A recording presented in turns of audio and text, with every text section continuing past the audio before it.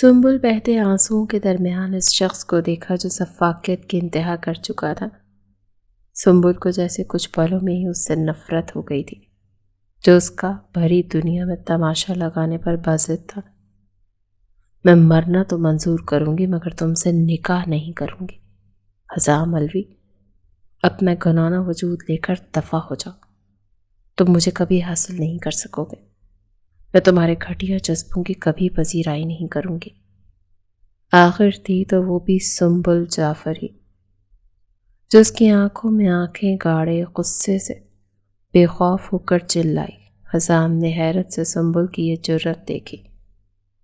جس شخص سے شادی کرنے کے لیے لڑکیاں مرتی تھیں اور وہ اس کے سامنے کھڑی ایک واحد ایسی تھی جو کہ اس سے نکاح کے لیے انکار کر رہی تھی، جسے وہ سمجھ گیا تھا کہ آج سنبل اس کی انا کو نیچا دکھانا چاہتی ہے، جو وہ کبھی ہونے نہیں دے گا۔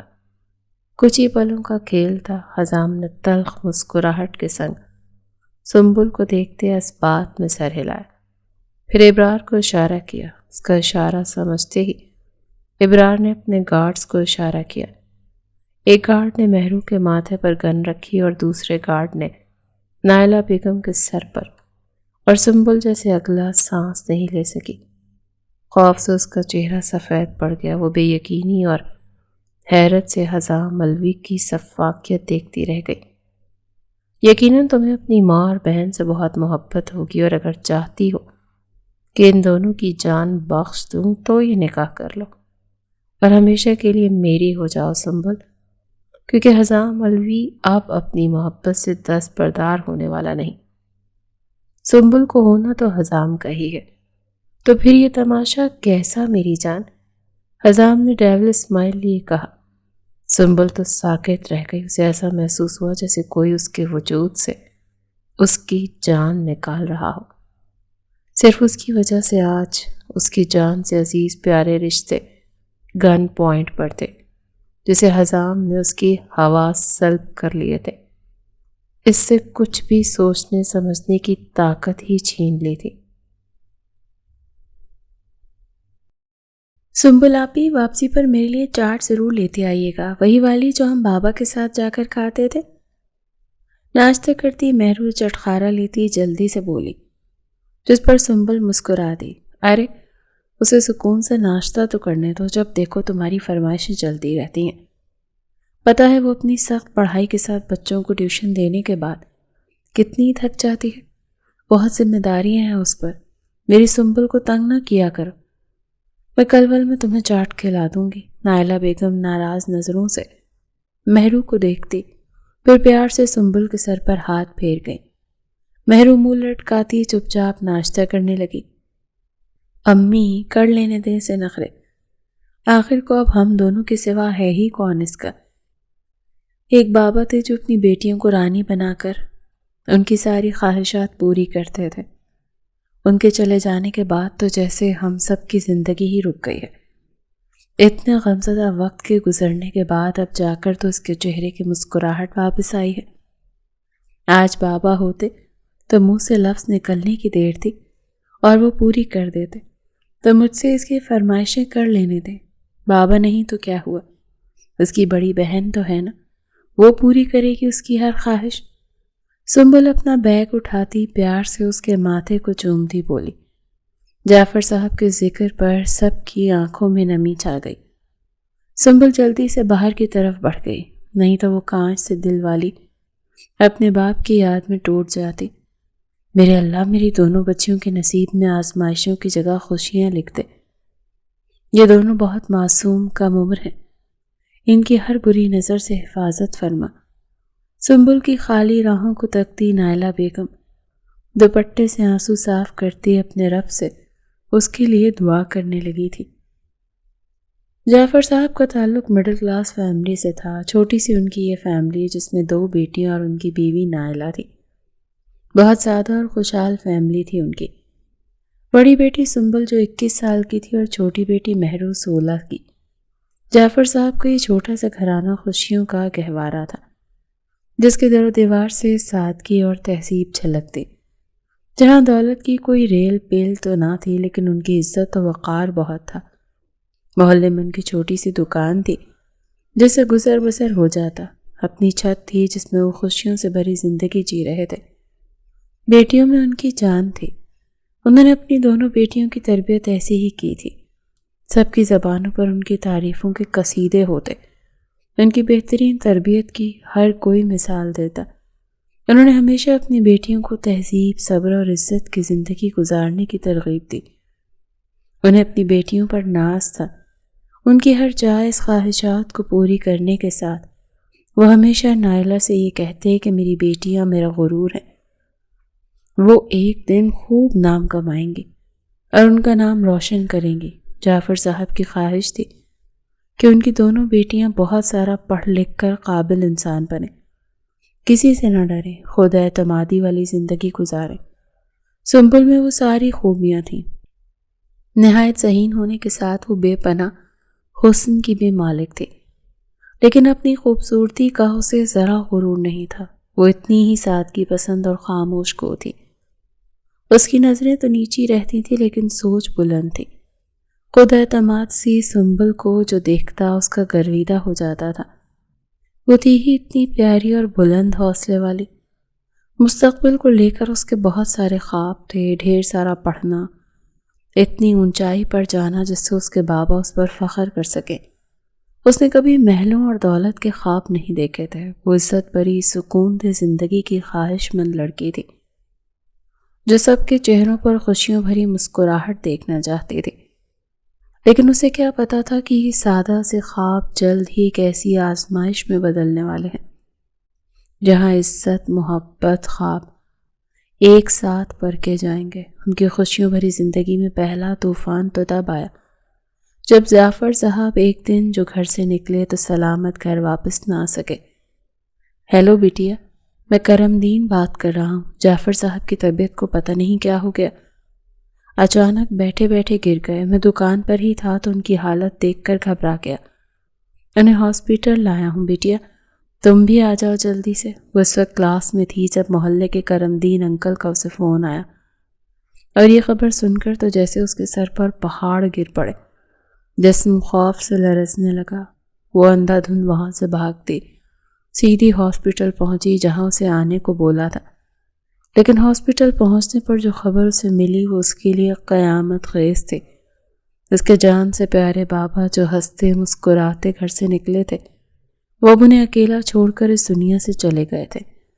سنبل اس خبر کو سنتے ہی دھڑام سے زمین پر گرتی ہوش و خرد سے بیگانی ہو گئی۔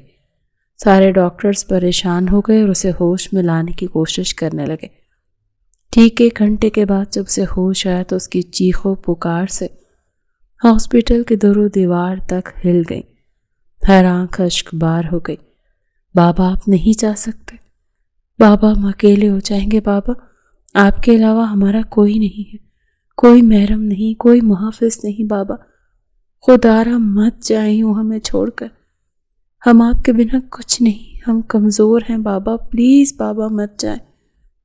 ریشم سے آبشار بال بکھر گئے، حسین آنکھیں رونے سے سوج گئیں، پریوں سا حسن کملا گیا۔ وہ اپنے باپ کے بے جان سے وجود سے لگی، ایسے پھوٹ پھوٹ کر روئی کہ پل میں جیسے 14ویں کے چاند کو گرہن لگ گیا ہو۔ بس بیٹا ہمت کرو، تم تو اس کی باہمت بیٹی ہو، بہت مضبوط۔ اگر تم ٹوٹ گئیں تو بھابھی اور چھوٹی بیٹیا کو کون سنبھالے گا؟ کرم دین جو ایک کونے میں کھڑے اس قیامت خیز منظر کو دیکھ کر رو رہے تھے، بہت مشکل سے ہمت کرتے اس کے پاس آتے بولے۔ یہ سوچ کر ہی سنبل کی روح کانپ گئی کہ وہ اپنی ماں اور بہن کو کیا کہے گی، انہیں کیسے سنبھالے گی۔ لاکھ اس حقیقت سے کوئی منہ چھپائے لیکن سچ تو یہی تھا، موت سے آج تک کوئی بچ نہیں سکا اور جعفر صاحب اس دنیا سے جا چکے ہیں۔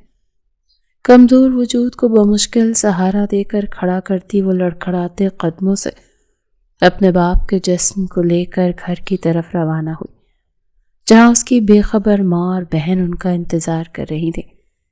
گھر کے مین دروازے سے ایمبولینس کی آتی تیز آواز پر نائلہ اور مہرو دھلتے دل کے ساتھ بھاگ کر صحن میں آئی تھی۔ یا اللہ رحم، یہ گاڑی ہمارے دروازے پر کیوں آئی ہے؟ نائلہ سر پر دوپٹہ اوڑھتی دھڑکتے دل کے ساتھ دروازہ کھول گئی۔ لیکن سامنے جب دل پھٹ جانے والا نظارہ دیکھا تو جیسے قدموں میں جان باقی نہ رہی ہو۔ سنبل کے بکھرے بال، اجڑی حالت، شکن زدہ کپڑے، روتی سرخ آنکھیں دیکھ وہ بھاگ کر اس کے پاس آتی اسے سینے سے لگا گئی۔ سنبل، کیا ہوا میری بچی؟ یہ تیری حالت کیا ہو گئی ہے؟ یہ کون ہے؟ کس کی میت ہے؟ کس کو لے کر آئی ہے؟ بول، جواب دے۔ تیرے بابا وہ کہاں ہے؟ تو اکیلی نہیں آتی، ان کے ساتھ آتی ہے نا؟ پھر وہ کہاں ہے؟ بول نا، چپ کیوں ہے؟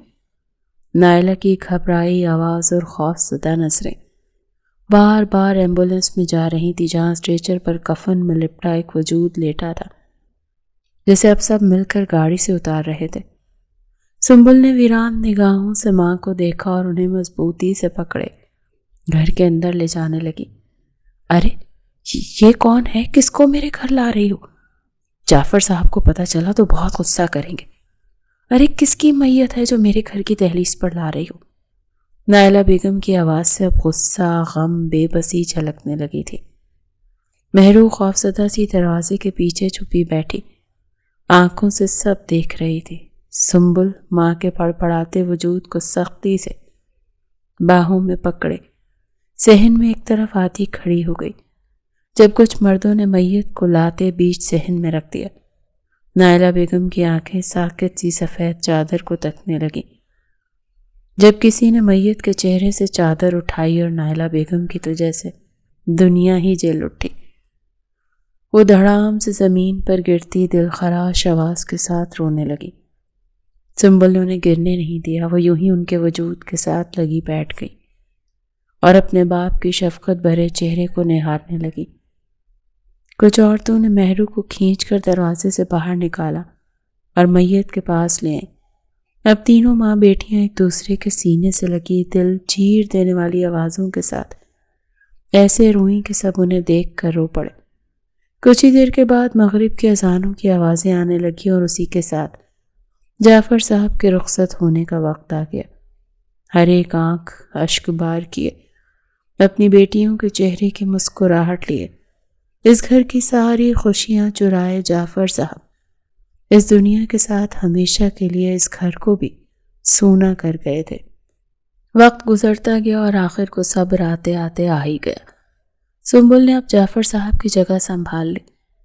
وہ پڑھائی کے ساتھ گھر کے تمام وہ کام بھی کرتی جو جعفر صاحب کیا کرتے تھے۔ ان کی دکان کرائے پر چڑھاتی جس کے کرائے سے ان ماں بیٹیوں کا گزر بسر ہوتا۔ مہرو کی اور خود اس کی پڑھائی کے خرچے کو پورا کرنے کے لیے وہ بچوں کو گھر گھر جا کر ٹیوشن پڑھاتی۔ زندگی روکھی سوکھی لیکن آگے بڑھنے لگی تھی۔ سر، آج آپ کی NAD یونیورسٹی میں اسپیچ ہے، آپ کو وہاں مدعو کیا گیا ہے۔ وہ باری جوتوں کی دھمک پیدا کرتا سیڑھیوں سے نیچے اتر رہا تھا۔ گرے 3 پیس اسٹائلش سوٹ میں خوشبو میں بسا اس کا مضبوط جسم، جیل سے سیٹ کیے بال، بھاری اور حاکمیت سے بھری آواز کا جادو بکھیرتا وہ فون کان پر لگائے وجاہت کا شاہکار لگ رہا تھا۔ اوہ، مجھے پہلے کیوں نہیں بتایا؟ آواز میں ہلکی ناراضگی جھلکی۔ سر، میں نے تو آپ کو پہلے بھی انفارم کیا تھا۔ اس کا بیچارہ اسسٹنٹ منمنایا۔ کیا کہتا کہ اس کا سخت گیر باس کام کی وجہ سے ایسی چھوٹی موٹی باتیں یاد نہیں رکھتا تھا۔ میری آج کوئی خاص میٹنگ تو نہیں ہے؟ نہیں سر، ساری میٹنگز میں نے یونیورسٹی کے دورے کے بعد ارینج کر کے رکھی ہیں۔ 11 بجے ہمیں وہاں پہنچنا ہے۔ اسسٹنٹ فوراً سے بولا۔ ٹھیک ہے، صرف آدھے گھنٹے کے لیے ہم وہاں جائیں گے۔ اپنی بات ختم کرتا وہ فون بند کر گیا۔ حزام الوی، اس شہر کا جانا مانا ایک طاقتور بزنس مین، جس کے نام کے ڈنگے بزنس کی دنیا میں بجتے سب کا دل دھڑکاتے تھے۔ غرور سے بھرا ہوا، جو چیز اسے بھا جاتی تو وہ ہمیشہ ہمیشہ کے لیے حزام الوی کی ملکیت ٹھہرا دی جاتی۔ وہ قابل رشک تھا جیسے کسی ریاست کا مغرور شہزادہ ہو۔ اس کی وجاہت سے بھرپور شخصیت میں ایک روح تھا۔ اسے صرف جیتنا آتا تھا، اچھا یا برا جیسا بھی طریقہ ہو۔ وہ ہار ماننے والوں میں سے بالکل نہیں تھا۔ بہت کم عمری سے پیسہ، رتبہ اور طاقت کو پانے کے لیے حزام الوی نے دن رات ایک مشین کی طرح کام کیا تھا۔ کام اپنی جگہ حزام، لیکن زندگی ایسے نہیں گزرتی بیٹا۔ جس دولت، شہرت اور اتنی بڑی بڑی کامیابیوں کو حاصل کرنے کے لیے تم پاگلوں کی طرح دن رات محنت کر رہے ہو، اسے تمہارے بعد آخر کوئی تو سنبھالنے والا ہونا چاہیے نا، کوئی تو تمہارے نام کو آگے لے کر چلنے والا ہو۔ آخر کس کے لیے خود کو اتنا ہلکان کیا ہوا ہے؟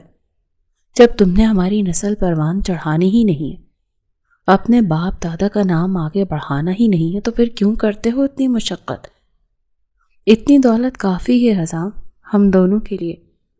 وہ جیسے ہی ناشتے کی ٹیبل پر آتے بیٹھا، امو جان ہمیشہ کی طرح ایک بار پھر شروع ہو چکی تھی، کیونکہ بہت کم ہی ایسا ہوتا تھا کہ وہ ان کے ہاتھ لگتا تھا۔ حزام نے تنی ہوئی آئی برو سے انہیں دیکھا۔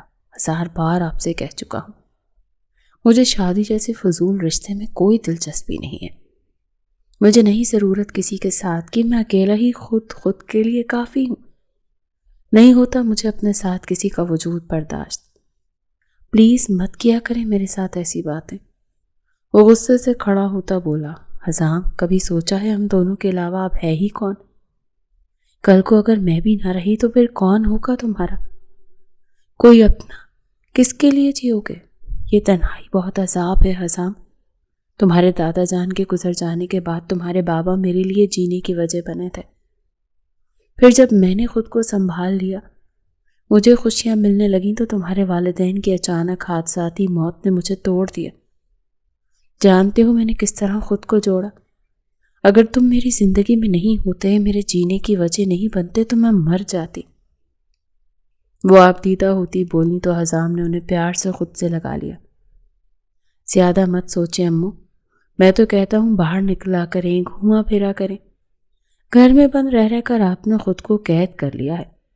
وہ ہلکی سی مسکراہٹ لیے شرارت سے بولا، اچھا تو پھر کر لینا شادی، لے آئے ایک چاند سی دلہن، تاکہ میں اس کے ساتھ گھوما پھرا کروں۔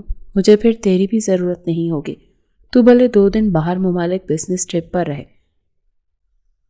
وہ رہے گی نا میرے ساتھ سارا دن، میرا خیال رکھے گی، مجھ سے باتیں کرے گی۔ اب کہ امو جان نے الٹا خود اس کی کھنچائی شروع کر دی، جس پر وہ ہلکا سا ہنستا اٹھ کر باہر نکل گیا۔ ان سے تکرار میں جیتنا بہت مشکل تھا۔ سارا یونیورسٹی کے باہر کھڑی شدت سے کسی کا انتظار کرتی، بار بار اپنی انگلیاں مسلتی، یہاں وہاں دیکھ رہی تھی۔ تبھی سامنے سے سنبل کی اسکوٹی آتی دکھائی دی۔ سارا خوشی سے چلتی بھاگ کر اس کے پاس آئی۔ تو اب آ رہی ہے؟ جانتی ہے میں کتنی بے چینی سے تیرا انتظار کر رہی تھی۔ پتہ بھی ہے آج اس شہر کا سب سے پاپولر بزنس مین آ رہا ہے، جو نہ صرف ینگ ہے بلکہ بہت ہینڈسم بھی ہے۔ کتنی لڑکیاں تڑپ رہی اسے دیکھنے کے لیے، اور تو ہے کہ تیرا کوئی عطا پتہ ہی نہیں۔ سارا ناراضگی سے بولی، مجھے کوئی شوق نہیں ہے کسی امیر باپ کی اولاد کا بھاشن سننے کا، نہ میرے پاس اتنا فضول کا وقت ہے۔ ان لوگوں کے لیے جب دیکھو کوئی نہ کوئی آ کر ہمیں فضول کا لیکچر دینا سٹارٹ ہو جاتا ہے، اور ہم بے وقوفوں کی طرح وقت کا ضیاع کیے سنتے رہتے ہیں، صرف ان کی ڈونیشن کے لیے۔ اپنی بائک پارک کرتی وہ بہت غصے میں لگ رہی تھی، جس سے اس کے چہرے پر سرخیوں کی لالی چھائی ہوئی تھی۔ ارے یار میرے ساتھ ہی تھوڑا سا چل لے، زیادہ مت بیٹھنا پلیز، ایک تیرے علاوہ میری کوئی دوست بھی تو نہیں ہے نا یہاں؟ سارا منہ بسوڑے بولی تو سنبل کو چار و ناچار اس کے ساتھ جانا پڑا۔ پورا آڈیٹوریم لڑکیوں اور لڑکوں سے کھچا کھچ بھرا ہوا تھا، جہاں شہر کا سب سے بڑا بزنس مین حزام الوی بطور چیف گیسٹ آنے والا تھا۔ وہ دونوں بھی ایک کونے میں جاتی سیٹ پر بیٹھ گئیں۔ اتنے میں دروازہ کھلا اور حزام الوی اپنے گارڈ کے بیچ راستہ بناتا شان و شوکت کے ساتھ اندر آیا۔ لمبا، مضبوط قد، چوڑے شانے، 3 پیس سوٹ، بلیک بوٹ اور جیل سے سیٹ کیے بال، وہ بہت شاندار تھا۔ تمام لڑکیوں نے اسے دیکھ اپنا دل تھام لیا، تو لڑکے حسرت سے اسے دیکھنے لگے۔ صرف ایک سنبل ہی تھی جو ان سب سے لاپرواہ بیٹھی موبائل میں گم تھی۔ اسے کوئی فرق نہیں پڑتا تھا چاہے منسٹر ہی کیوں نہ آ جاتا۔ پرنسپل بھاگ کر آتے حزام الوی سے ملنے لگے اور اسے عزت کے ساتھ سٹیج پر لایا گیا، جہاں اسے اسپیچ دینا تھی۔ حزام ایک ادا سے چلتا سٹیج پر آتا، مائک پر جھکا، اس کی نظریں پورے ہال میں اٹھی۔ ہیلو اسٹوڈنٹس، اتنا بولنے کی دیر تھی کہ سب نے دل تھام لیے۔ اچانک بات کرتے ہوئے اس کی نگاہ بائیں جانب بیٹھی تیسری قطار میں ایک لڑکی پر پڑی جو موبائل میں ایسے گم تھی جیسے وہاں اس کے علاوہ کوئی اور ہو ہی نہیں۔ حضام ملوی کی ساری دنیا جیسے وہیں کہیں ساکت رہ گئی۔ جہاں سارا آڈیٹوریم صرف اسے دیکھ رہا تھا، وہ ایک واحد تھی جو اسے نہیں دیکھ رہی تھی۔ اس کا سارا دھیان اپنے موبائل کی طرف تھا جو کہیں کھوئی ہوئی تھی۔ اس نے ایک بار بھی اسٹیج کی طرف نہیں دیکھا۔ سادی سی کاٹن کی پلین لانگ شرٹ اور جینز پہنے، دوپٹے کو اچھے سے سر پر حجاب کی طرح اوڑے، وہ بہت پیاری اور کانفیڈنٹ سے بھری لگ رہی تھی۔ کھڑکی سے آتی روشنی اس کے چہرے پر واضح پڑ رہی تھی، اور اس روشنی کی وجہ سے اس کا چہرہ ایسے چمک رہا تھا جیسے نور کا ہالہ ہو۔ بلا کی معصومیت اور لاپرواہی اسے پوری دنیا سے منفرد بنا رہی تھی۔ وہ کہیں کھوئی ہوئی تھی اور اس کی آنکھوں میں گہری اداسی تھی، مگر اس اداسی کے باوجود اس کی آنکھیں، وہ کانچ جیسی سبز آنکھیں، بہت خوبصورت تھیں۔ ایسا محسوس ہو رہا تھا جیسے سارے مشرق کا حسن اس کی آنکھوں میں آ سمایا ہو۔ وہ اپنی خوبصورت قیامت خیز آنکھوں سے کسی کو بھی قتل کر دینے کا ہنر رکھتی تھی۔ وہ خاموشی سے اسے دیکھ رہا تھا۔ اب وہ ڈائر سے 2 قدم پیچھے ہو چکا تھا، مگر اس کی نگاہ ایک پل کے لیے بھی اس لڑکی کے چہرے سے نہ ہٹ سکی۔ وہ اب بھی یکٹک اسے ہی دیکھ رہا تھا جو مسلسل ایک ہی پورشن میں بیٹھی موبائل میں نظریں گاڑے نہ جانے کیا کر رہی تھی، اور بس یہ پہلی نظر میں ہی حضام ملوی اس پر بری طرح سے دل ہار چکا تھا۔ اس نے دنیا گھومی تھی، اپنے 28 سالہ زندگی میں اس نے خوبصورت سے خوبصورت لڑکیاں دیکھی تھی، ایسی لڑکیاں جو اس کی موجودگی سے ہی سیدھی ہو جاتی تھی، جو اسے اٹریکٹ کرنے کی ہر ممکن کوشش کرتی تھی، مگر یہ ایک واحد لڑکی تھی جسے کوئی پرواہ نہیں تھی کہ آڈیٹوریم میں شہر کا سب سے کم عمر بزنس مین اور سب سے امیر شخص کھڑا ہے، اور حضام ملوی کو اپنے لیے ایسی لڑکی ہی چاہیے تھی جو اس کے روپ اور دبدبے پر نہ مرے، جو اس کے ظاہری حسن سے متاثر نہ ہو، نہ ہی اس کے لائف سٹائل کو دیکھ کر اس کی طرف کھینچی جائے۔ وہ اسے دیکھ رہا تھا اور بہت اچھے سے دیکھ رہا تھا۔ اس بیچ وہ ہر چیز سے بے نیاز ہو چکا تھا۔ وہ یہ بھی بھول چکا تھا کہ وہ اس وقت سٹیج پر کھڑا ہے اور سب اسے دیکھ رہے ہیں۔ پھر کچھ دیر کے بعد اس کے لب پھڑپھڑائے، پرفیکٹ بیوٹی۔ وہ حضام ملوی تھا، لمحوں میں فیصلہ کرنے والا، اور اس نے اپنی زندگی کا بہت بڑا فیصلہ کر لیا، یہ سوچے بغیر کہ اس سے سامنے والے کی زندگی پر کتنا برا اثر پڑ سکتا ہے۔ جب وہ اپنی جگہ سے کتنی دیر تک نہ ہلا تو پرنسپل اس کے پاس آئے۔ سر، آر یو اوکے؟ انہوں نے دیکھا وہ کتنی ہی دیر سے ایک ہی سمت دیکھ رہا تھا۔ ان کی آواز سے حضام ملوی ہوش میں آیا۔ وہ لڑکی کون ہے جو کونے میں بیٹھی ہوئی؟ اس نے پرنسپل سے اس لڑکی کا پوچھا۔ پرنسپل نے اس کی نگاہوں کے تعاقب میں لڑکی کو دیکھا تو اس کی آنکھوں میں چمک اتری۔ ارے سر، یہ ہماری یونی کی موسٹ ٹیلنٹڈ بچی ہے، ماشاءاللہ سے بہت قابل ہے اور بہت اچھے مارکس حاصل کرتی ہے، ہماری یونی کا نام روشن کر رکھا ہے۔ پچھلے 4 سال سے یہ ہماری یونی میں زیر تعلیم ہے۔ حضام ملوی نے نفی میں سر ہلایا۔ اسے ان سب چیزوں سے کوئی دلچسپی نہیں تھی۔ یہ سب تو ٹھیک ہے، مگر نام کیا ہے اس کا؟ اس نے بے چینی سے اس کا نام جاننا چاہا۔ سنبل جعفر۔ پرنسپل کی آواز جیسے اس کے کانوں میں سرگوشی کی طرح اتری۔ سنبل جعفر۔ سکندر نے اس کا نام دہرایا اور عین اس لمحے سنبل نے اسٹیج کی جانب دیکھا۔ بس ایک لمحے کو اس نے حضام ملوی کو دیکھا تھا، پھر اپنے ساتھ موجود لڑکی سے کچھ کہہ کر وہ اٹھ کھڑی ہوئی۔ انہیں یہاں بیٹھنے کافی دیر ہو چکی تھی۔ چلو سارا باہر چلتے ہیں، بہت دیر ہو گئی، مجھے کلاس لینی ہے۔ مگر سارا کا یہاں سے ہلنے کا کوئی ارادہ نہیں تھا، کیونکہ وہ تو شہر کے سب سے چارمنگ انسان کو گھورنے میں مصروف تھی۔ یار پلیز کچھ دیر کے لیے بیٹھ جاؤ نا، سارا بھی اور بھی کچھ کہہ رہی تھی، مگر سنبل تیزی سے اٹھی اور آڈیٹوریم سے باہر نکل گئی۔ اسے ایسا لگ رہا تھا جیسے کوئی اس کا سانس روک رہا ہے، مگر وہ نہیں جانتے تھے کہ وہ کس شخص کی نظروں میں آ چکی ہے۔ حضام ملوی کی نگاہوں نے دور تک اس کا پیچھا کیا، پھر وہ پرنسپل کی جانب پلٹا۔ مجھے اس لڑکی کی ساری ڈیٹیلز چاہیے ابھی اسی وقت۔ پرنسپل کچھ پریشان ہوا۔ مگر پھر فوراً اسبات میں سر ہلا دیا، اوکے سر مل جائیں گے۔ وہ سر ہلاتا وہ اسٹیج سے اترا اور اب آڈیٹوریم سے باہر چلا گیا۔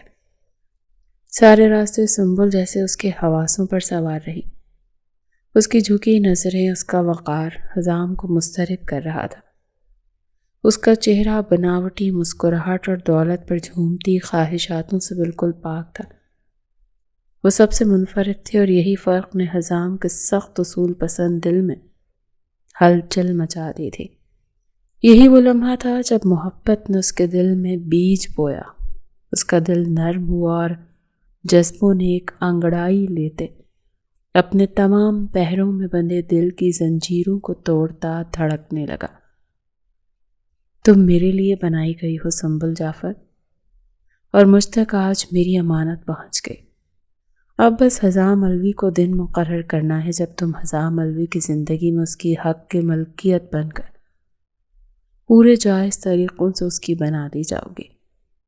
اس پل خود سے کہتا وہ جنون اور دیوانگی کے آخری حدوں پر تھا، اور حزام علوی جو کہہ دیتا وہ کر کے ہی دم لیتا تھا۔ اسی رات جا کر بنا کسی لگی لپٹی کے اس نے اماں جان سے دو ٹوک بات کی، جسے سن کر وہ صدمے سے اسے کچھ دیر تو دیکھتی رہی، پھر خوشی سے اٹھ کر اسے سینے سے لگا لیا۔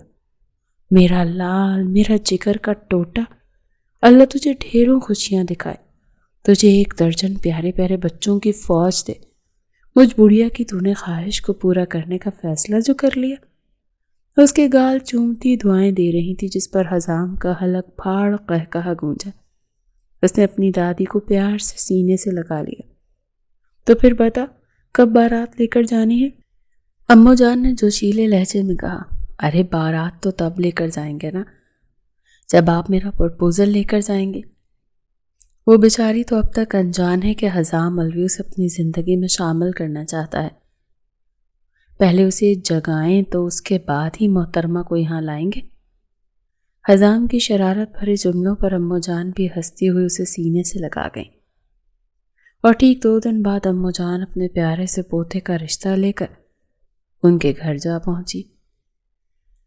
ہر کوئی حیران تھا چمچماتی بڑی بڑی 2 گاڑیاں جب گارڈ کے ساتھ ان کے چھوٹے سے دروازے کے سامنے آ کے رکی تو سب کی آنکھیں اور منہ کھل گئے۔ اماں جان ڈھیر سارے تحفے، مٹھائیاں، فروٹس لیے اپنے شاندار لیکن باوقار لباس کے ساتھ ان کے دروازے پر کھڑی ہوتی اچھے سے ارد گرد کا جائزہ لینے لگی۔ ایک گارڈ نے دروازہ بجایا جب مہرو اگلے ہی پل بے دھڑک سے دروازہ کھول گئی، لیکن سامنے ایسی کمال کی شخصیت کو کھڑا دیکھ وہ تو پتھر کی بن گئی۔ کتنی بار کہا ہے مہرو، بنا پوچھے ایسے دروازہ مت کھولا کرو۔ آج کل کے حالات۔ سنبل اپنے لمبے بال لپیٹ کر جوڑا بناتی دروازے کی طرف آتی ہی بول رہی تھی، لیکن ایک باوقار شاندار بزرگ کو دروازے پر گارڈ کے ساتھ کھڑا دیکھ اس کی بھی بولتی بند ہو گئی۔ وہیں اماں جان کے سنجیدہ چہرے پر جاندار مسکراہٹ پھیل گئی اور آنکھوں کی چمک بڑھ گئی، کیونکہ سنبل کو دیکھ کر ہی ان کے دل نے بے ساختہ یہ گواہی دی تھی کہ یہ وہی ہے جو ان کے شہزادے جیسے پوتے کی پہلی نظر میں دل کی ملکہ بن بیٹھی تھی، اور اب ان کے دل پر بھی اس کا راج چلنے والا ہے۔ میری بچی مجھے اندر نہیں بلاؤ گی؟ انہوں نے محبت سے لبریز آواز میں کہا تو سنبل کو سمجھ ہی نہیں آیا وہ کیا جواب دے۔ اتنے میں نائلہ بیگم بھی وہاں آتی حیرانی سے سب کو دیکھتی اماں جان کو سلام کر گئی۔ تم دونوں اندر جاؤ، انہوں نے پلٹ کر بچیوں سے کہا، اور پھر اماں جان کو سوالیہ نظروں سے دیکھنے لگی۔ میں جانتی ہوں جس سوسائٹی سے آپ کا تعلق ہے وہاں جلد کسی اجنبی پر بھروسہ نہیں کیا جاتا، خاص کر تب جب کوئی سر پر سائبان نہ ہو، لیکن بھروسہ رکھو بیٹی میں اونچے خاندان سے تعلق رکھنے والی نامور شخصیت ہوں۔ بے فکر رہو۔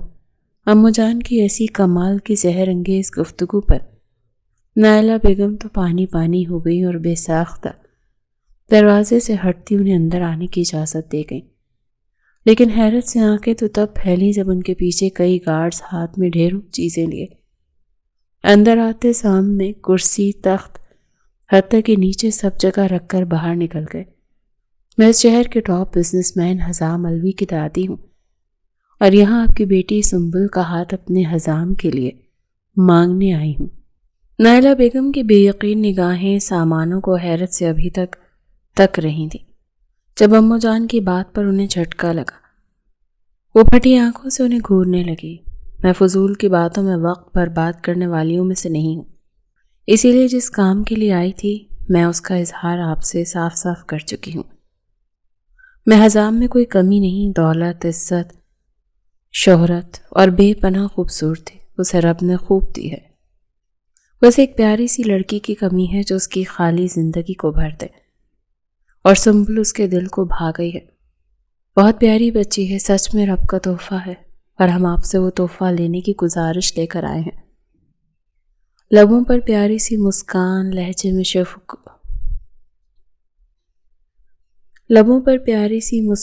لہجے میں شگفتگی لیے وہ بولتی چلی گئی۔ لیکن نائلہ بیگم کی تو جیسے سٹی گم ہو گئی۔ کل تک جس کا نام وہ اخباروں خبروں میں سنتی آئی تھی، آج وہ ان کے چھوٹے سے دروازے پر دستک دے رہا تھا۔ وہ ہمت کرتی آخر بولی، ہم سفید پوش لوگ ہیں، مانا کہ میری بیٹیاں یتیم ہیں، لیکن وہ باہمت باپ کی مضبوط شیرنیاں ہیں۔ آپ میرے لیے قابل احترام ہیں، لیکن معاف کیجیے گا، ہم دوستی بھی برابری دیکھ کر کرتے ہیں، آپ کا ہمارا کوئی جوڑ نہیں۔ اور سنبل میری بیٹی نہیں، بیٹا ہے، اسے اپنے بابا کے خواب پورے کرنے ہیں، اپنی زندگی میں آگے بڑھنا ہے، اسی لیے ابھی وہ اس قسم کے کسی رشتے کو نبھانے کی پوزیشن میں نہیں۔ آپ کا بہت شکریہ ہمیں اتنی عزت دینے کا، لیکن میری بیٹیوں کی زندگیوں کا فیصلہ وہ خود کریں گی۔ نائلہ بیگم کے ٹھوس لہجے پر اماں جان کے لب سختی سے بھینچ گئے۔ وہ حیرانی سے نائلہ کو دیکھنے لگی۔ کہاں لوگ ایسے ہیرے جیسے رشتوں کے لیے آہیں بھرتے ہیں، خوش قسمتی سمجھتے ہیں، اور یہ انکار کر رہی ہیں۔ آپ سوچیں سمجھیں، بنا ڈائریکٹ ہی فیصلہ سنا رہی ہیں۔ میرے حزام سے شادی کرنے کے بعد اس کی زندگی بدل جائے گی، وہ راج کرے گی، آپ کے حالات بہتر ہو جائیں گے، اور حزام الوی کے ساتھ رشتہ جڑنے کے بعد جانتی ہیں آپ لوگ کتنے مضبوط ہو جائیں گے۔ لوگ تو میرے حزام الوی کے لیے دعائیں کرتے ہیں، ان کی بیٹیوں کا نصیب بنے۔ وہ اور آپ شکرانہ نعمت کو ٹھکرا رہی ہیں۔ نائلہ کے انکار پر اماں جان کے مان کو ٹھیس پہنچی۔ وہ شاید یہ یقین کر کے گھر سے نکلی تھی کہ دنیا میں کہیں بھی حزام الوی کے لیے دستک دیں گی تو ان کے ہاتھ کو تھام کر سعادت سے چوما جائے گا، لیکن یہاں تو اس کا الٹ ہی ہوا۔ پہلی ہی ملاقات میں ان کے چاند سے روشن پوتے کا رشتہ ٹھکرا دیا گیا تھا، تو یہاں آپ اپنے پوتے کی دولت سے میری بیٹی کے ساتھ ہم کو بھی خریدنے آئی ہیں۔ ہمارے حالات جیسے بھی ہوں، ہم نے ہر حال میں رب کا شکر ادا کیا ہے، کبھی ڈھنڈورا نہیں پیٹا۔ ہم جیسے بھی ہیں خوش ہیں، لیکن ہمیں اپنی بیٹی کا سودا نہیں کرنا۔ میری وجہ سے آپ کا دل دکھا ہو تو میں معافی چاہتی ہوں۔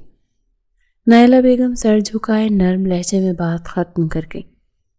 اماں جان کا تو صدمے اور غصے سے برا حال تھا ایسے صاف انکار پر۔ تم بہت بڑی غلطی کر رہی ہو، مائیں اپنی بیٹیوں کے لیے ایسی نصیبوں کی دعائیں کرتی ہیں اور تم انکار کر رہی ہو۔ خیر، میں افسوس سے کہتی ہوں کہ تم نے غلط فیصلہ کیا اپنی بیٹی کی زندگی کا۔ امید کرتی ہوں سنبل جو چاہتی ہے اسے وہ سب خوشیاں ملیں۔ چلتی ہوں۔ اماں جان بے حد سنجیدگی سے کہتی پلٹی اور سارے سامان کے ساتھ انکار لیے بھی الوی مینشن واپس آ گئی، جہاں حزام بے چینی سے ان کے جواب کا انتظار کرتا ادھر سے ادھر چکر کاٹ رہا تھا۔ لیکن جب اس نے اماں جان کو غصے سے پیر جھٹک جھٹک کر خراب موڈ میں سامان کے ساتھ واپس آتے دیکھا تو چہرہ سفید پڑ گیا۔ ساری صورتحال سمجھنے میں اسے ایک پل نہیں لگا تھا کہ اسے ٹھکرا دیا گیا ہے۔ یہ پہلی بار ہوا تھا جب کسی نے اس کی شخصیت کو بری طرح روندا تھا، اسے انکار کیا تھا۔ غصے سے اس کی مٹھیاں بھیج گئیں، آنکھیں لال سرخ ہو گئیں۔ یہ صرف انکار نہیں تھا، یہ اس کی حیثیت، طاقت، اس کی مردانگی پر سوال تھا۔ کیا انہیں اندازہ نہیں اماں کہ انہوں نے کس کو انکار کیا ہے؟ پھر جب وہ بولا تو اس کے لہجے میں ایک آگ تھی، ایک ضد جو سب کچھ جلا کر راکھ کر دینے والی تھی۔ امو جان نے خود کو پرسکون رکھتے ہوئے جواب دیا، دیکھو سب کو اپنی زندگی اپنی مرضی سے گزارنے کا حق ہے۔ وہ اپنے خواب پورے کرنا چاہتی ہے، جس کے لیے وہ بھی شادی جیسی ذمہ داریوں کے لیے تیار نہیں ہے۔ وہ چاہتی ہے کہ کچھ بنے، کچھ کر کے دکھائے، سب کو اختیار ہے حزام اپنی زندگی میں کچھ کرنے کا۔ اب ہم زبردستی تو نہیں کر سکتے نا بیٹا، اسی لیے بھول جاؤ اسے اور آگے بڑھو۔ دیکھو دنیا میں ایسی بہت سی لڑکیاں ہیں، تم ایک بار ہاں بولو، میں لڑکیوں کی لائن امو جان۔ تو اس کے خوفناک سنجیدہ چہرے کو دیکھ کر ڈر گئی تھی، تبھی چہرے پر جلدی سے بے فکری والی مسکراہٹ سجاتی بولی، لیکن ان کی بات پوری ہونے سے پہلے ہی وہ بول پڑا، مجھے دنیا کی لڑکیوں سے کوئی غرض نہیں ہے، مجھے بس وہی چاہیے، اور حزام کو جو چیز پسند آ جائے وہ اسے حاصل کر کے ہی رہتا ہے۔ اس کے لہجے میں دہکتی آگ تھی جسے سن کر امو جان دنگ رہ گئی۔ سمجھانے کا کوئی فائدہ نہیں تھا کیونکہ وہ ٹھان چکا تھا، اور ایک بار حزام ملوی جو چیز کرنے کا ارادہ کر لے پھر وہ پیچھے نہیں ہٹتا تھا۔ وہیں جعفر صاحب کا گھر، جہاں نائلہ بیگم مہرو کو سینے سے لگائے گہری سوچوں میں گم تھی۔ تمہارے بابا چاہتے تھے ان کی بیٹیاں بہت سارا پڑھیں، اونچا نام کمائیں، وہ اس مقام پر جائیں جہاں سب سر اٹھا کر انہیں عزت کی نظر سے دیکھیں۔ میں نے آج انہی کی خواہش کو مقدم رکھتے ہوئے فیصلہ کیا ہے جو وہ چاہتے تھے۔ نائلہ بیگم کسی گہرے خیال میں گم ہلکی آواز میں بول رہی تھی۔ سنبل پھیکا سا مسکرائی، ہاں آج وہ زندہ ہوتے تو کتنا خوش ہوتے، مجھے اور مہرو کو بہترین تعلیم دلوانے کے لیے سخت محنت کرتے اور کہتے کہ یہ میری بیٹیاں نہیں شیر ہے۔ بابا کی خواہش میں ضرور پوری کروں گی۔ سنبل نے گہرا سانس لیا، ہاں لیکن اب وہ نہیں رہے، ہمیں اکیلے، تنہا، کمزور اس دنیا میں چھوڑ گئے۔ ہمارا کوئی مضبوط سہارا نہیں ہے سنبل۔ اگر ماں کی حیثیت سے کہوں تو اس رشتے کو گنوا کر میں نے بہت بڑی غلطی کی ہے۔ ہر ماں چاہتی ہے کہ اس کی بیٹی کا نصیب ایسا انسان بنے جس کے پاس دولت، آسائش، طاقت سب ہو، اسے دنیا کی ساری خوشیاں دے، اس کا مستقبل محفوظ ہاتھوں میں ہو۔ اپنی ماں کی بات پر سنبل نے جھٹکے سے گھوم کر حیرانی سے انہیں دیکھا، امی آپ یہ کیا کہہ رہی ہیں؟ مجھے اس آدمی سے شادی نہیں کرنی، مجھے خود مضبوط بننا ہے۔ تم جتنا مضبوط بن جاؤ سنبل، لیکن رہو کی ایک عورت جسے دنیا میں جینے کے لیے سہاروں کی ضرورت پڑتی ہے، اور عورت کا مضبوط سہارا اس کا شوہر ہی ہوتا ہے۔ نائلہ بیگم اٹھی اور کمرے سے چلی گئیں۔ سنبل مہرو لب دبائے انہیں دیکھتی رہ گئی تھی۔ اگلے دن یونیورسٹی میں، سر آپ نے مجھے بلایا؟ سنبل ابھی یونی پہنچی ہی تھی جب پرنسپل نے اسے اپنے آفس میں بلوا لیا۔ جی مس سنبل بیٹھیں۔ پرنسپل نے اسے غور سے دیکھتے بولے، آج سے پہلے اتنی صبح انہوں نے اسے کبھی آفس نہیں بلوایا تھا۔ سنبل پریشان نظر آتی سیٹ پر بیٹھ گئی۔ مس سنبل آپ جانتی ہیں کہ الوی صاحب کی طرف سے ہماری یونی کو ہر سال ایک بھاری رقم ڈونیشن میں ملتی ہے۔ اس سال بھی ایسا ہی ہوا، اسی لیے میں چاہتا ہوں کہ آپ خاص طور پر ان کے پاس پھول لے کر جائیں اور ہماری یونی کی بہترین اسٹوڈنٹ ہونے کی حیثیت سے ان کا شکریہ ادا کریں۔ پرنسپل کی بات سن کر سنبل ورطۂ حیرت میں ڈوب گئی۔ سر میں؟ اس سے بولا ہی نہیں گیا۔ جی مس سنبل، ہم نے ان سے اپوائنٹمنٹ 12 بجے کی لے رکھی ہے۔ آپ کے پاس 2 گھنٹے، اٹھیں جائیں، ان سے ملنے کی تیاری کریں، ان کا بہت اچھے سے شکریہ ادا کریں، خوبصورت پھولوں کے ساتھ چھوٹا سا چاکلیٹ کیک لے جائیں، انہیں ڈارک چاکلیٹ پسند ہے۔ پرنسپل کی باتوں پر اس کی آنکھیں بہت بڑی ہو گئی، منہ کھلا رہ گیا۔ وہ بے جان قدموں سے اٹھ کر کھڑی ہوتی آفس سے باہر نکل آئی۔ اس کے تو فرشتوں کو بھی علم نہیں تھا کہ حزام الوی سے اس کی پہلی ملاقات اتنی خوابناک انداز میں ہوگی۔ پھول تک تو ٹھیک تھا، کیک، وہ بھی ڈارک چاکلیٹ کا۔ سنبل نے زور سے سر تھام لیا اور وہیں ایک طرف بیٹھ گئی۔ اتفاق سے آج سارا بھی نہیں آئی تھی۔ یا اللہ، یہ سب میرے ساتھ ہی کیوں ہو رہا ہے؟ اسے بہت غصہ آ رہا تھا، لیکن پرنسپل کا آرڈر تھا، وہ بے دلی سے کھڑی ہوتی آگے بڑھ گئی۔ وہیں حزام اپنے شاندار آفس میں بیٹھا لبوں پر شیطانی مسکراہٹ لیے شدت سے اس کا انتظار کر رہا تھا۔ کہاں بھاگو گی سنبل جعفر؟ میں ساری راہیں سارے راستے تمہاری اپنے طرف موڑ دوں گا، تم نہ چاہتے ہوئے بھی چل کر مجھ تک ہی آؤ گی۔ خود سے کہتا وہ زور سے ہنسا۔ یہ 2 گھنٹے اس نے کیسے گزارے تھے اس کا دل جانتا تھا۔ آخر کار وہ لمحہ آ گیا جب وہ دروازہ کھول کر سنبل جعفر اندر آئی۔ ایک لڑکی تیزی سے اس کے پاس آتی بولی، ہیلو میم، آئیے میرے ساتھ۔ سنبل اس لڑکی کو دیکھ کر حیران رہ گئی، جیسے وہ اسی کے انتظار میں کھڑی ہو۔ اس کے پیچھے مضبوط قدموں سے چلتی وہ حزام کے آفس کے دروازے پر آ کھڑی ہوئی۔ آپ اندر چلی جائیں، سر آپ کا انتظار کر رہے ہیں۔ وہ لڑکی اتنا بولتی رکی نہیں اور چلی گئی۔ سنبل خود کو ریلیکس کرتی ہلکا سا دروازے پر دستک دی گئی جب آواز آئی، کم ان۔ جواب ملنے پر اس نے دروازہ اندر کی طرف دھکیلا اور خود بھی اندر آ گئی۔ ہاتھوں میں پھول اور کیک کے ساتھ اسے دیکھ کر حزام کی تو جیسے دھڑکنیں ہی رک گئی تھی۔ جھکی نظریں، چہرے پر سنجیدگی، اسے ہر روپ میں حسین تر کے ساتھ دل کے قریب تر لگی۔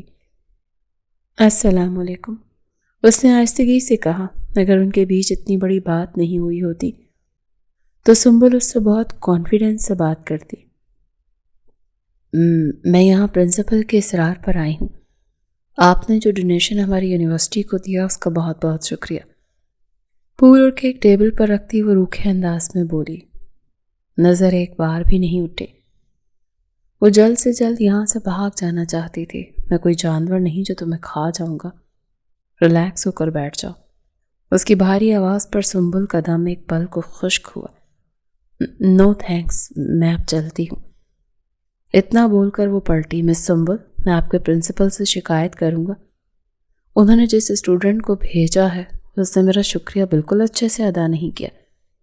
اس کی بات پر سنبل نے پہلی بار گھوم کر نفرت سے اس کی طرف دیکھا۔ سنبل کی نگاہیں اس کے چہرے پر ٹھہر سی گئیں، کانچ جیسی سبز آنکھیں بھوری آنکھوں سے ٹکرائیں۔ ایک لمحے کو جیسے سب ٹھہر گیا تھا۔ بلا شبہ وہ بہت حسین تھا۔ اس نے شاید ہی دنیا میں اس سے زیادہ ہینڈسم مرد کبھی دیکھا ہو۔ وہ مردانہ وجاہت کا شاہکار تھا، نہایت مغرور انداز، اوپر سے ایسی قاتل ادا۔ سنبل کی جگہ کوئی اور لڑکی ہوتی تو اس کے قدموں میں اپنا دل لیے بیٹھی ہوتی، مگر وہ جلد ہی چہرہ موڑ گئی۔ وہ سنبل جعفر تھی۔ وہ عام لڑکیوں جیسی نہیں تھی جو لمحوں میں کسی پر مر مٹے۔ حزام الوی اب بھی اس کے سامنے بیٹھا تھا۔ مطلب کیا ہے آپ کا؟ پھر کس طرح سے شکریہ کی امید کرتے ہیں آپ مجھ سے؟ اس نے تڑک کر پوچھا۔ اس طرح گھوڑے پر سوار کون آتا ہے؟ کم سے کم ایک کپ میرے ساتھ بیٹھ کر کافی تو پی سکتی ہیں۔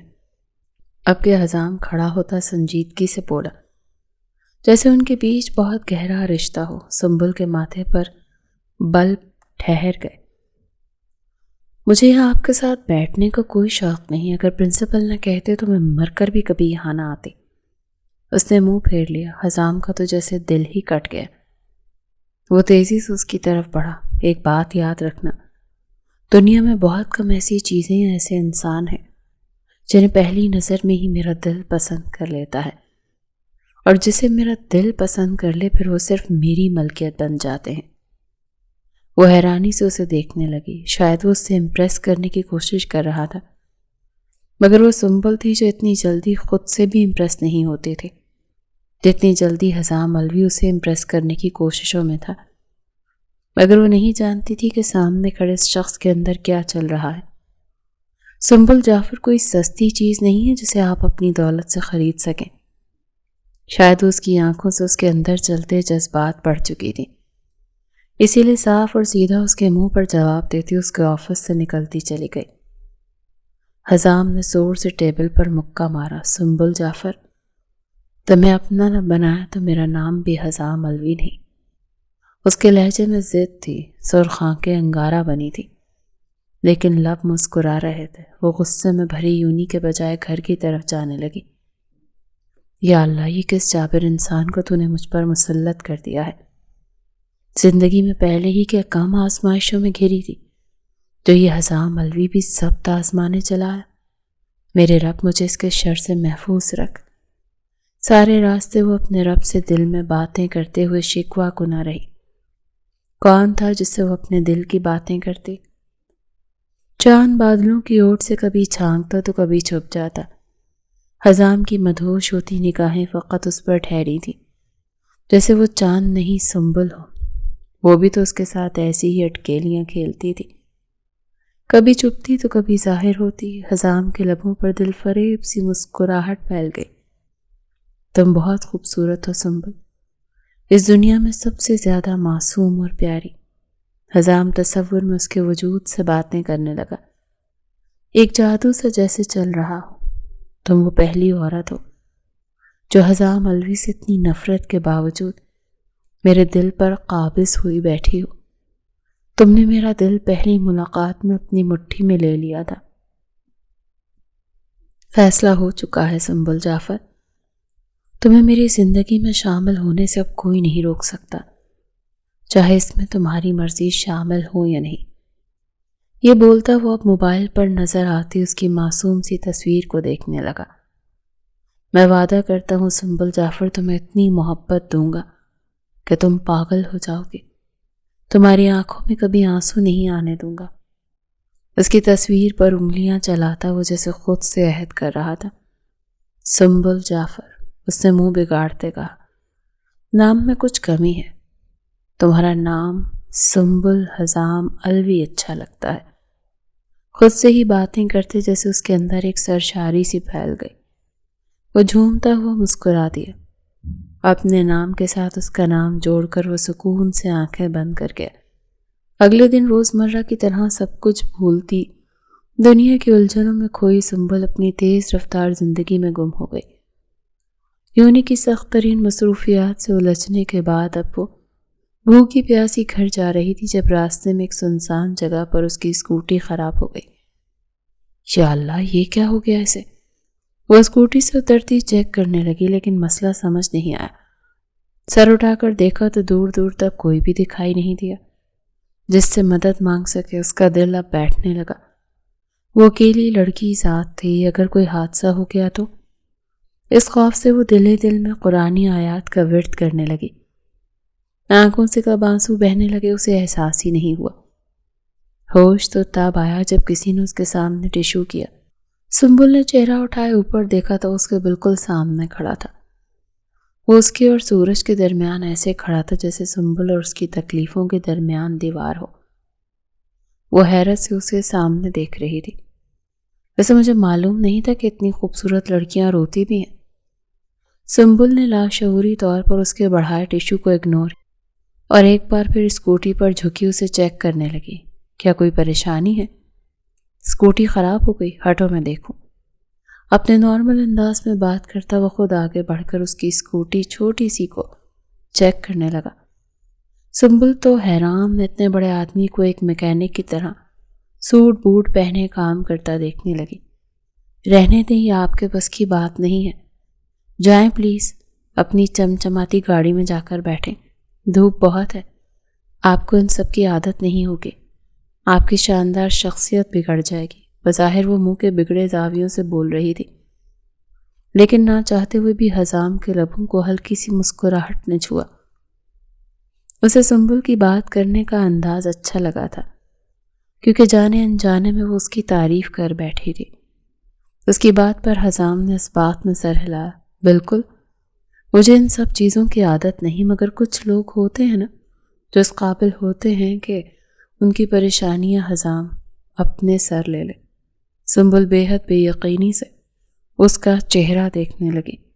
ایک پل کو اس کا دل بھی بری طرح سے دھڑکا تھا۔ گھر جانا ہے؟ چلو آؤ، میں چھوڑ دیتا ہوں، کھلے دل سے آفر دی اور پھر اپنی گاڑی کی جانب اشارہ کیا۔ سنبل نے انہیں بے یقین نگاہوں سے اس کی گاڑی کو دیکھا۔ اپنی امیری اور پیسوں کا روب کہیں اور جھاڑیں مسٹر حزام الوی، بہت دیکھی ایسی شان و شوکت۔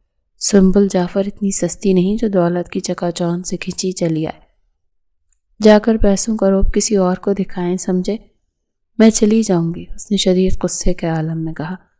ہرگز نہیں سنبل، تم غلط سمجھ رہی ہو، میں یہاں سے گزر رہا تھا جب میں نے تمہیں یہاں کھڑے دیکھا اور مجھ سے برداشت نہیں ہوا کہ تم ایسے اکیلی کھڑی دوسروں کی مدد کے انتظار میں رہو۔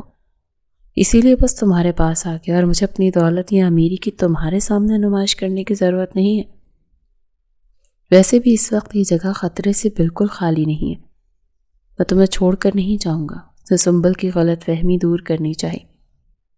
تو پھر اپنے کام سے کام رکھے، مجھے آپ کی مدد کی ضرورت نہیں۔ میں اپنا بوجھ، اپنی مدد خود کر سکتی ہوں۔ وہ اسے پہچان چکی تھی اور اسے شدید غصہ چڑھا تھا۔ حزام کی مسکراہٹ سے مٹ گئی۔ نہیں، جہاں بات سنبل کی آ جائے پھر حزام کو کسی دوسری بات سے مطلب نہیں۔ اسی لیے تم مدد مانگو یا نہیں، لیکن میں تمہیں ایسے تنہا نہیں چھوڑ سکتا۔ سنبل تو اس کے جواب پر مزید تپ گئی۔ آپ کے ساتھ مسئلہ کیا ہے؟ کیوں مجھے تنگ کر رہے ہیں؟ اگر کسی نے مجھے آپ کے ساتھ یوں دیکھ لیا تو میرے لیے بڑے مسئلے بن سکتے ہیں۔ اس کی آنکھوں کے سامنے اپنے مرحوم باپ کا چہرہ لہرایا تو وہ حیرانگی سے اسے دیکھنے لگا۔ کون تنگ کر رہا ہے؟ کس کی اتنی ہمت جو میری سنبل کو پریشان کرے؟ مجھے بتاؤ۔ وہ شدید سنجیدہ تھا۔ سنبل ایک قدم آگے بڑھی۔ فی الحال تو آپ تنگ کر رہے ہیں، اور مہربانی ہوگی اب میرا پیچھا مت کیجیے گا، کیونکہ میرے پاس اتنا فضول ٹائم نہیں ہے کہ میں آپ جیسے امیروں کے ہاتھوں کا کھلونا بن سکوں۔ میں سنبل جعفر کسی کی ملکیت نہیں۔ حزام حیرت سے اسے دیکھ رہا تھا۔ میں کسی کو تنگ نہیں کرتا، نہ ہی میں باقی امیروں جیسا۔ تم مجھے اچھی لگی ہو اور میں تم سے شادی کرنا چاہتا ہوں، محبت کرتا ہوں تم سے سنبل۔ آج سے پہلے میں نے کبھی کسی لڑکی کے لیے ایسا محسوس نہیں کیا جیسا تمہارے لیے محسوس کرتا ہوں۔ اسی وجہ سے عزت کے ساتھ تمہارا ہاتھ مانگنے میں نے اماں کو بھیجا تھا۔ الفاظ تھی کہ سیسا جو کسی نے سنبل کے کانوں میں اتارا۔ واٹ؟ اس کے لبوں سے بے ساختہ ایک چیخ نکلی۔ حزام نے اس بات میں سر ہلایا۔ بالکل، میں حزام الوی ہوں۔ ایک بار جو چیز پسند کر لوں پھر وہ میری ہو کر ہی رہتی ہے، اور پھر تم تو میری محبت ہو۔ میں تم سے شادی کرنا چاہتا ہوں۔ اگر تم اجازت دو تو میں تمہارے گھر ایک بار پھر رشتہ لے آؤں۔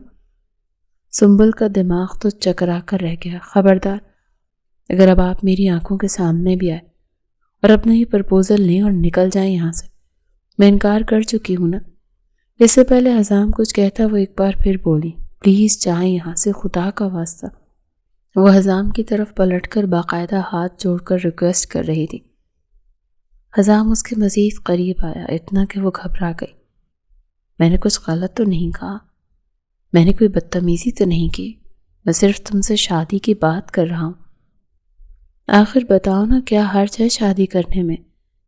کیا میں برا ہوں؟ مجھ میں کوئی برائی ہے؟ وہ وجہ جاننا چاہتا تھا۔ سنبل نے دوبارہ حزام کی طرف دیکھا۔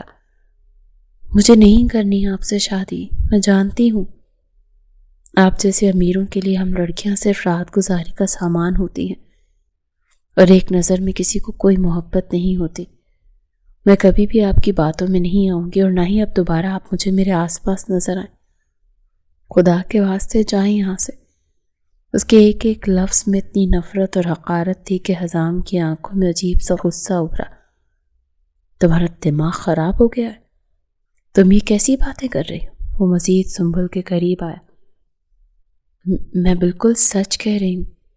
آپ جیسے سو کالڈ امیروں کو اچھے سے جانتی ہوں، جو ہم جیسی غریب لڑکیوں کو اپنے گھر میں ملازمت پر تو رکھ سکتے ہیں لیکن بیوی بنا کر نہیں۔ جب آپ کو کوئی اور پسند آ جاتی ہے اور آپ دیکھتے ہیں کہ یہ لڑکی تو آسانی سے آپ کے جال میں پھنس گئی، تو پھر اس کے سامنے شادی کا جال پھینک دیتے ہیں۔ بس پھر کیا، چند راتیں گزاری اور استعمال کے بعد پھینک دیا۔ مگر میں ایسی لڑکیوں میں سے نہیں ہوں۔ سنبل جعفر نام ہے میرا۔ آپ جیسے بہت سارے امیر زادوں کا منہ توڑنا جانتی ہوں، وہ بھی اچھے سے۔ آپ جیسے شخص سے شادی کرنا تو میں اپنی توہین سمجھتی ہوں۔ وہ انگلی اٹھائے شدید غصے کے عالم میں اسے وارن کر رہی تھی، اور حزام کی رگوں میں جیسے خون جمنے لگا تھا۔ سنبل نے آج ہر حد پار کر لی تھی۔ اس کی محبت کو ہوس کے ترازو میں تول کر حزام نے اسے بازو سے کھینچ کر قریب کرتے غرایا۔ تمہیں اندازہ بھی ہے کہ تم نے ابھی ابھی کیسے الفاظ استعمال کیے ہیں؟ وہ بھی میرے لیے؟ حزام الوی کے لیے؟ شہر کی لڑکیاں میری ایک جھلک دیکھنے کے لیے مرتی ہیں۔ میں نے آج تک کبھی کسی لڑکی کو نظر اٹھا کر نہیں دیکھا۔ تم میرے شفاف کردار پر داغ لگا رہی ہو۔ میری محبت کو جسم کی ہوس سمجھ رہی ہو؟ وہ مغرور ہوا تھا۔ سنبل کے لبوں نے تلخ مسکراہٹ کو چھوا۔ اصل میں ان لڑکیوں نے ہی تو آپ کو ایسی شے دی ہے۔ شہر کی لڑکیاں مرتی ہوں گی مگر سنبل جعفر نہیں مرتے۔ میں آپ جیسے لوگوں کے منہ لگنا بھی گوارا نہیں کروں۔ وہ ساری بھڑاس اس پر نکال رہی تھی اور حسام کی برداشت یہیں تک تھی۔ تمہیں پتہ ہے تم جیسی لڑکیوں کے ساتھ مسئلہ کیا ہے؟ غریب گھر میں رہتے تم لوگوں کی سوچ ہی چھوٹی ہوتی ہے اور تم ہر امیر لڑکے کو ایک جیسا بگڑا ہوا سمجھتی ہو، مگر میں ایسے لڑکوں میں سے نہیں۔ اور کیا کہا تم نے؟ مجھ سے شادی کرنا اپنی توہین سمجھتی ہو تو میں وعدہ کرتا ہوں تم سے، اب میں شادی تم سے ہی کروں گا اور دیکھنا اب یہ امیر بگڑا ہوا نواب زادہ کرتا کیا ہے۔ اب سے تمہیں صرف میرے منہ ہی لگنا پڑے گا۔ تم نے میرے غصے کو ہوا دی ہے سنبل جعفر۔ میں بہت پیار سے تم سے بات کر رہا تھا، لیکن لگتا ہے تمہیں چیلنجز بہت پسند ہے۔ محبت تمہیں راز نہیں۔ اب تم دیکھو میں کیسے تم سے شادی کرتا ہوں۔ نہ صرف تم سے شادی کروں گا بلکہ تمہارے وجود، تمہاری روح، تمہارے حسن سب پر دسترس بھی پاؤں گا اور ساری زندگی تمہیں اپنے ساتھ بھی رکھوں گا۔ پھر مجھے بتانا کہ کیا میں واقعی باقی مردوں جیسا ہوں جو لڑکیوں کو چھوڑ دیتے ہیں؟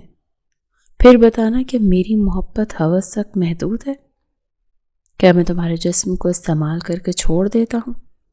اس نے سخت غصے سے سنبل کا بازو دبوچتے پہلی بار اس کی آنکھوں میں دیکھتا بولا تھا۔ سنبل کی آنکھوں میں شدید حیرانگی ابھر آئی تھی، شرم سے چہرہ تپنے لگا تھا۔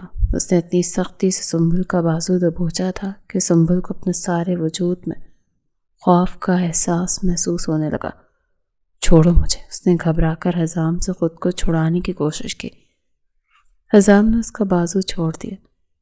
ابھی صرف اس لیے چھوڑا ہے کیونکہ تمہیں چھونے کا حق نہیں رکھتا۔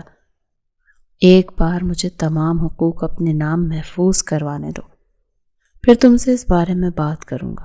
اور اب تم دیکھنا، تم خود مجھ سے نکاح کرو گی، چاہے خوشی سے کرو یا مجبوری میں، لیکن تمہارا نکاح ہوگا تو صرف مجھ سے۔ اب تم دیکھو گی حزام علوی کیا کرتا ہے۔ بہت نرمی برت لی۔ تم نے اب تک میرا نرم محبت بھرا روپ دیکھا، اب میرا غصہ اور جنون دیکھو گی۔ وہ سختی سے کہتے ہوئے پیچھے پلٹا اور گارڈ کو اشارہ کیا۔ گارڈ اشارہ سمجھتے فوراً سر ہلاتے حکم کی تعمیل کو آگے بڑھے اور اس کی اسکوٹی کو اٹھا کر پیچھے گاڑی میں رکھا۔ وہ حیرانی سے بھی چیختی چلاتی جب حزام نے کسی ڈال کی طرح کھینچ کر اسے گاڑی میں بٹھایا اور وہاں سے تیزی سے چلا گیا۔ اس کی ساری مزاحمت، ترم خانی حزام کی طاقت کے آگے دھری کی دھری رہ گئی۔ اسے زبردستی گھر کے آگے اتارتا وہ دل جلا دینے والی مسکراہٹ سے بولا، مہمان نوازی تو نبھاؤ گی نہیں؟ چلو مروت میں تھینکس ہی بول دو۔ اس کی نگاہوں نے سنبل کے نازک سراپے کا بہت گہرائی سے جائزہ لیا تھا۔ سنبل غصے سے لال سرخ ہونے کے باوجود اپنی جگہ سمٹ کر رہ گئی۔ بہت جلد آؤں گا حق سے اس گھر میں اپنی بیوی کو لینے۔ ابھی چلتا ہوں، اسکوٹی کل تک مل جائے گی۔ اس کی حالت سے لطف لیتا وہ ایک آنکھ کو کونا دبا گیا۔ سنبل کا پارا چڑھ چکا تھا، جبکہ مقابل بہت سکون سے گاڑی میں بیٹھا اس کے غصے سے لال پڑتی رنگت دیکھ رہا تھا۔ اس سے پہلے وہ اس کا گلا دباتی حزام شیشہ چڑھاتا اپنی تیز رفتار گاڑی میں سوار آگے نکل گیا۔ اللہ تمہیں پوچھے حزام علوی، وہ نفرت سے دانت پیستی گھر کے اندر چلی آئی، جہاں سامنے ہی نائلہ گملوں میں لگے پودوں کو پانی دے رہی تھی۔ اسے اتنے غصے میں آتا دیکھ وہ حیرانی سے بولی، کیا ہوا سنبل؟ اتنے غصے میں کیوں ہو؟ اور آج جلدی بھی آ گئی؟ تمہاری اسکوٹی کہاں ہے؟ وہ ایک ساتھ ڈھیروں سوال پوچھنے لگی۔ کیا بتاؤں امی، اسکوٹی خراب ہو گئی، اور ہوئی بھی ایسی جگہ جہاں نہ بندہ نہ بندے کی ساتھ، اور عین اس پل یہ حزام علوی کسی بدرو کی طرح مجھ سے چمٹ گیا۔ پتہ نہیں کون سے گناہوں کی صورت میں یہ مجھ پر نازل ہوا ہے۔ زبردستی مجھے اپنے ساتھ بٹھا کر گھر تک چھوڑ گیا، میری اسکوٹی بھی لے گیا، بولتا ہے کل گھر پر آ جائے گی۔ ناگوار تاثرات کے ساتھ وہ بولتی ماں کو دیکھنے لگی، جو گہری چپ لبوں پر سجایا اس کی ساری بات سن کر اندر جانے لگی تھی۔ امی، آپ کچھ بولیں گی نہیں؟ میں نے آپ سے کچھ کہا ہے؟ اپنی ماں کے ایسے خاموش رویے پر وہ تذبذب اور حیرت کا شکار ہوئی۔ اندر جاتی ہی نائلہ کے قدم رک گئے جب وہ نہایت اسپاٹ چہرے کے ساتھ اس کی طرف گھومی۔ سنبل، میں کیا کہوں، جبکہ 2 دن پہلے میں سب کہہ چکی ہوں۔ جانتی ہوں تم اپنے فیصلوں میں اپنے بابا کی طرح پکی ہو، پیچھے نہیں ہٹو گی۔ تو کیا تم وہ کرو گی جو تمہاری ماں چاہتی ہے؟ بولو، کیا تم اپنی ماں کی بات مانو گی؟ نائلہ قطعیت سے پوچھنے لگی۔ سنبل آنکھوں میں پہلے استجاب کے ساتھ انہیں دیکھے گئی۔ مطلب کیا ہے آپ کی بات کا؟ صاف صاف کہیں۔ اس کے جسم کا روم روم کانپ رہا تھا۔ مطلب صاف ہے سنبل، تم ماں کا کہا نہیں مانو گی۔ تم نہیں جان سکتی ایک ماں کی کیفیت، جو ہر پل اپنی اولاد کے لیے کتنی فکروں اور تکلیفوں پریشانیوں میں مبتلا کیے رکھتی ہے۔ پہلے کی بات اور تھی جب تمہارے بابا حیات تھے، ہم مضبوط تھے، یہ سوچ کر کہ ہمارا محافظ ہے۔ اب ہم بے سہارا ہیں، کوئی محافظ نہیں ہمارا۔ تمہاری ساری باتوں سے میں آج اتنا تو جان گئی ہوں کہ حزام علوی خاندانی عزت دار غیرت مند مرد ہے۔ اس کی تربیت بے مثال ہے، جو ہر ماں چاہتی ہے کہ ایسا شاندار مرد اس کی بیٹی کا نصیب بنے۔ اس نے تمہیں پسند تو کیا، لیکن بنا کسی غلط راستے کے تم تک پہنچے گے۔ اس نے عزت کے ساتھ رشتہ بھیجا جسے ہم نے ٹھکرا دیا۔ اس کے باوجود حزام علوی نے تمہیں غیر محفوظ دیکھ کر مدد کی، تمہیں عزت کے ساتھ گھر پہنچایا۔ اس سے بڑھ کر میں اور کیا کہوں کہ اس نے تمہاری حفاظت کی۔ سوچا اگر اس پل کچھ ہو جاتا تو کیا کرتی تم؟ کیسے خود کو محفوظ کرتی؟ نائلہ بیگم کی آنکھوں سے آنسو ٹپ ٹپ بہنے لگے۔ یہ ان کا دل جانتا تھا کہ وہ کس دل سے اپنی بیٹی کے لیے یہ سب کہہ رہی ہیں۔ سنبل گرنے کے سے انداز میں چارپائی پر بیٹھی، اس کا دل جیسے کسی نے مٹھی میں جکڑ لیا تھا۔ کیا ہوگا آگے؟ کیا سنبل حزام علوی کی محبت کو قبول کر کے اس کی زندگی میں شامل ہوگی؟ کیا حزام علوی اب بھی اس سے محبت کرے گا، یا ہوگا کچھ ایسا کہ وہ نزدیک آنے کے بجائے ایک دوسرے سے اور ہو جائیں گے دور؟ جاننے کے لیے آگے کی سٹوری پڑھتے ہیں تیرے سنگ یارا۔ چینل کو سبسکرائب کریں، لائک کیجیے اور اچھے کامنٹس کر کے بتائیں۔ شکریہ۔